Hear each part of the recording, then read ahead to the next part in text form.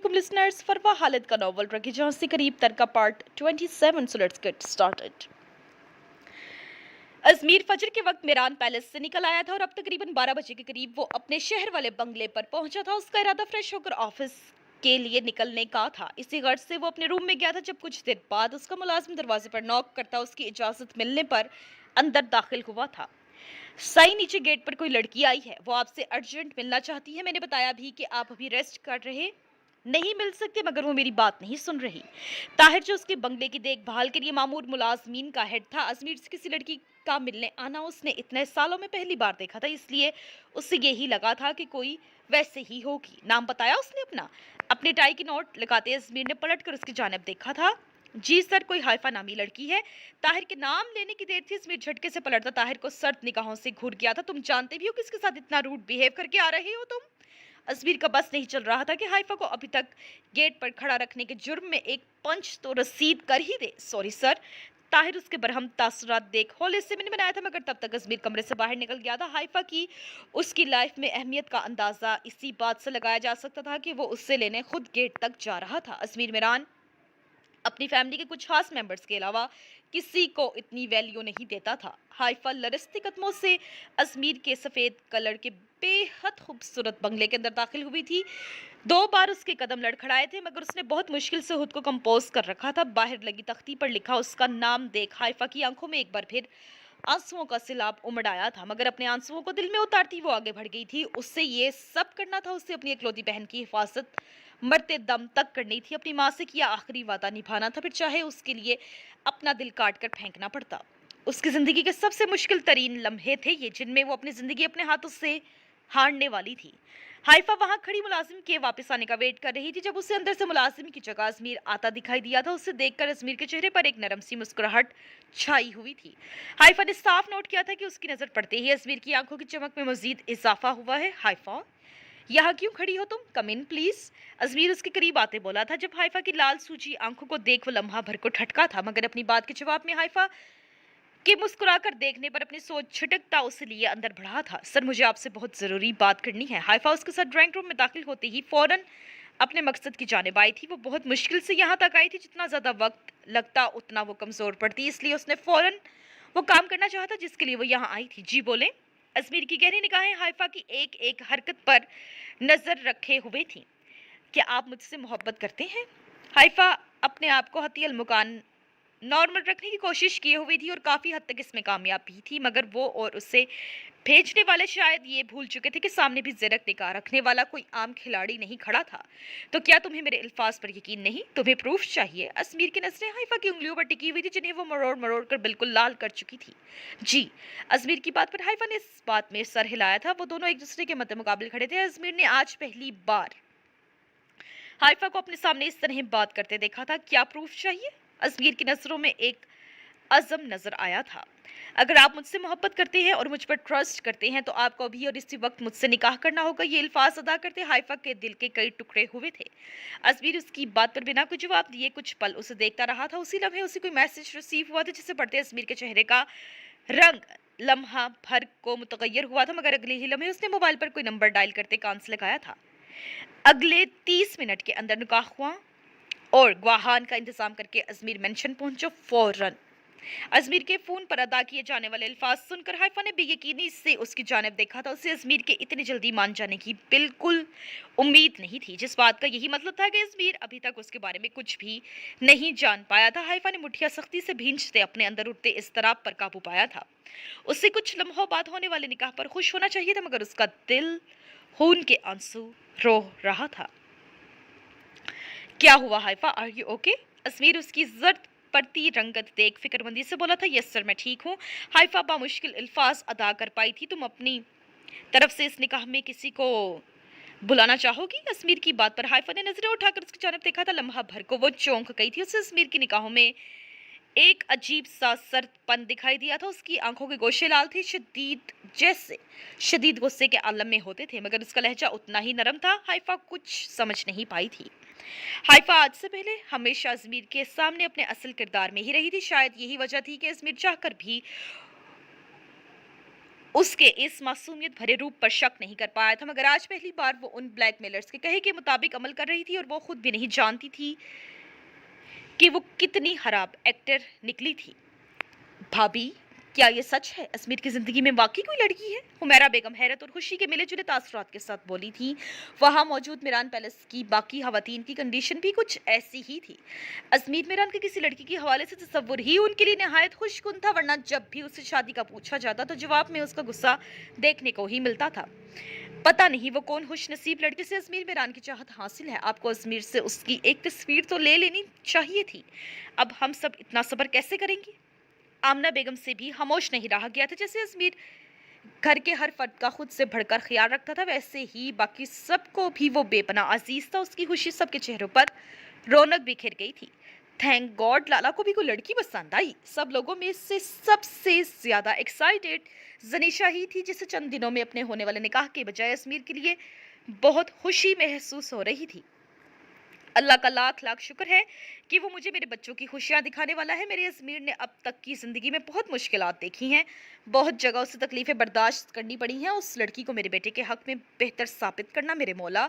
शम्सा बेगम ने हाथ उठाकर सच्चे दिल से अपने रब से दुआ मांगी थी, जिसमें बाकी सब ने भी उनका साथ दिया था।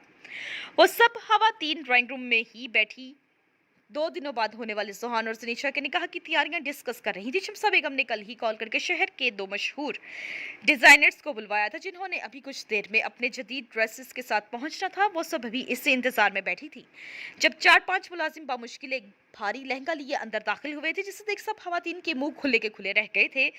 और वो सिल्वर और रेड इम्तजाज का बेपनाह हसीन लहंगा था, जिसके साथ मैचिंग की ज्वेलरी, सैंडल, सब कुछ भेजा गया था।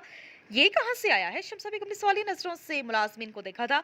बाकी सबका भी यही हाल था। बीबी साईं, ये जुहान साई ने भेजा है जनीशा बीबी के लिए। वो चारों मुलाजमीन जुहान के ही थे, जिनमें से एक सर झुकाकर जवाब देता वो सारी चीजें एक तरफ रखे बड़े से डाइनिंग टेबल पर सजाते वहां से निकल गया था। उसकी बात सुनकर सबने रश्क भरी सताइशी नजरों से जनीशा को देखा था। सबको यकीन हो चुका था कि जुहान वाकई जनीशा से बहुत मोहब्बत करता था, वरना जुहान जैसे बंदे से ऐसी किसी अमल की तवक्का रखना मुश्किल था।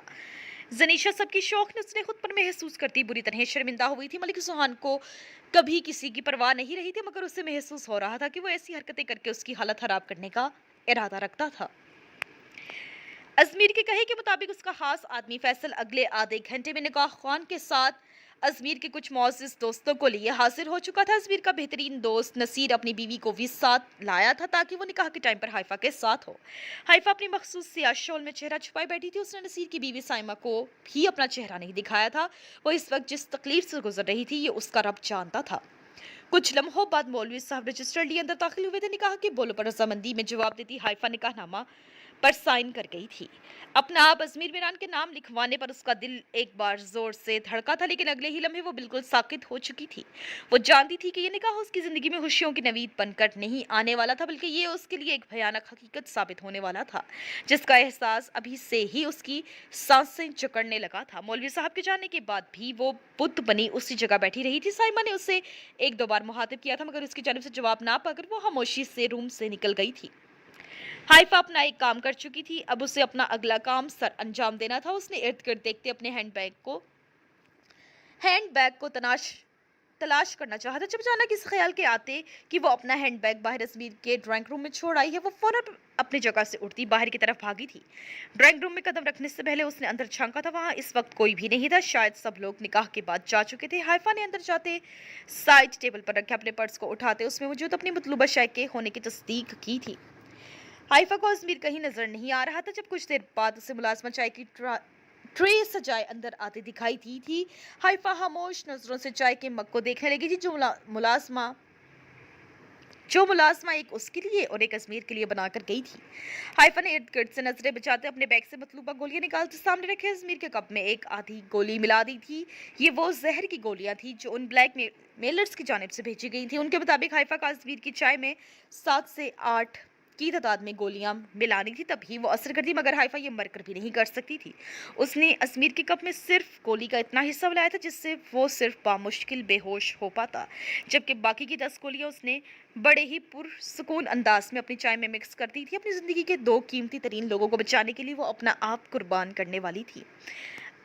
अजमेर की आखिरी बार दीदार की ख्वाहिश थी। वो चाय का घूंट-घूंट अपने हलक में उंडेलने लगी थी। वो आधी चाय पी चुकी थी जब अजमेर उसे अंदर आता दिखाई दिया था। निकाह की बहुत-बहुत मुबारक हो मिसेस अजमेर मेरान। अजमेर चेहरे पर पथरीले सर्द तासुरात सजाए हाइफा से मुखातिब होता उसके सामने सोफे पर विराजमान हुआ था। हाइफा के हाथ में मौजूद कप पर उसने एक सर्द निगाह डाली थी और साथ ही अपने सामने पड़ा मग उठा लिया था। अब यकीन आ गया मेरी मोहब्बत का कि अभी भी दिलाना बाकी है। अजमेर की वहशतनाक निगाहों पर हाइफा के हाथ में पकड़ा मग लरस गया था। वो आधे से भी ज्यादा चाय पी चुकी थी। उसने अपने कप कपाते हाथों से कप छूट जाने के खौफ से सामने टेबल पर रख दिया था। अजमेर अपने अंदर उठते उबाल पर काबू पाने के चक्कर में एक ही सांस के अंदर मग खाली कर गया था। हाइफा ने दर्जीदा निगाहों से उसका ये रूप देखा था। सर वो हाइफा कुछ बोलने ही वाली थी जब अजमेर अपनी जगह से उठकर उसकी जाने बढ़ा था। मुझसे निकाह करने का तुम्हारा प्लान कामयाब हो चुका है, अब बोलो कौन हो तुम? अजमेर उसकी कलाई दबोच कर अपने मुकाबले खड़ा करता ऊंची आवाज में धड़ा था। उसके चेहरे पर नरमी की जरा सी रमक तक ना थी। उसे देखकर साफ लग रहा था कि वो अभी हाइफा को अपने हाथों से खत्म कर देगा। अजमेर की उंगलियां उसे अपने बाजू में पेवस्त होती महसूस हुई थी। तकलीफ के एहसास से उसकी आंखों से आंसू बह निकले थे, मगर उसके पास अजमेर के सवाल का कोई जवाब नहीं था।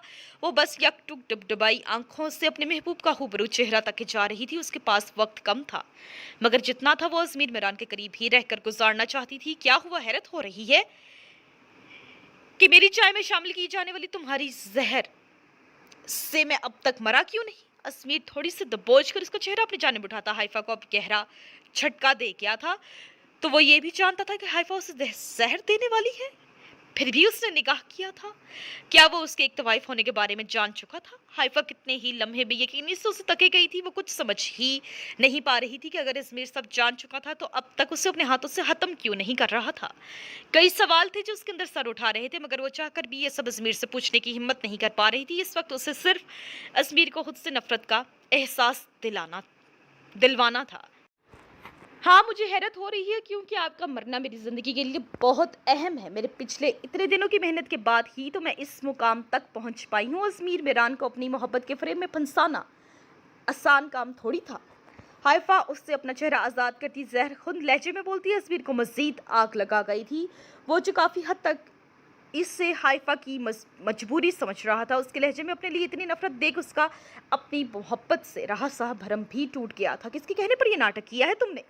अजमेर उससे बालों की गुद्दी से पकड़कर उसका चेहरा अपने करीब करते अपनी गर्म सांसों से उसका चेहरा झुलसाते ठाड़ा था। ये लड़की उसके साथ ये खेल खेल कर कितना बड़ा जुर्म कर चुकी थी। अजमेर अब उसकी ज़िंदगी अजीरन करके उसे अच्छे से समझाने वाला था।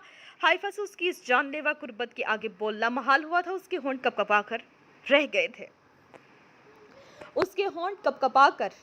उसे हैरत हो रही थी कि अभी तक उस पर जहर की ली जाने वाली 10 गोलियों का असर क्यों नहीं हो रहा था। इससे पहले कि वो कोई जवाब देती, बाहर से एकदम जोरदार फायरिंग की आवाजें सुनाई देने लगी थी। हाइफा ने दहल कर अजमेर की जानिब देखा था। उसे ब्लैकमेलर्स के इस प्लान का इल्म बिल्कुल भी नहीं था। पहले तुम्हारे उन साथियों से निपट लूं, फिर तुम्हें तुम्हारे अंजाम तक पहुंचाऊंगा। अजमेर के नफरत अमेज अल्फाज के साथ हाइफा को उसकी आंखों में एक अजीब सा दर्द नजर आया था। मोहब्बत में मिलने वाली बेवफाई का दर्द। हाइफा का दिल जैसे किसी ने चीर कर रख दिया था। वो ये सब देखने से पहले मर जाना चाहती थी, मगर उस पर तो मौत को भी तरस नहीं आ रहा था। अजमेर उसे एक ही झटके में अपनी गिरफ्त से आजाद करता दूर धुतकार चुका था। बाहर दिल को लर्जा देने वाली फायरिंग लम्हा बा लम्हा बढ़ती जा रही थी। हाइफा ने जुबान से बिना कुछ बोले हाथ बढ़ाकर अजमेर का बाजू थामते उसे बाहर जाने से रोकना चाहा था। अजमेर ने पलट कर लहू टपकाती नजरों से उसे देखते दूर झटका था, जिसके जवाब में हाइफा पीछे रखे सोफे पर जा गिरी थी। उसने खुद को संभालने की कोशिश बिल्कुल भी नहीं की थी और उसका सर सीधा साथ बड़ी कुर्सी के हैंडल से लगता उससे लहूलुहान कर गया था। अजमेर बिना पलटकर उसकी जानिब देखे बाहर की जानिब फड़ गया था। So listeners, this was the end of this part. Listeners, don't forget to like, comment, share and subscribe my channel, and also press the bell icon for latest novels and episodes. Thank you.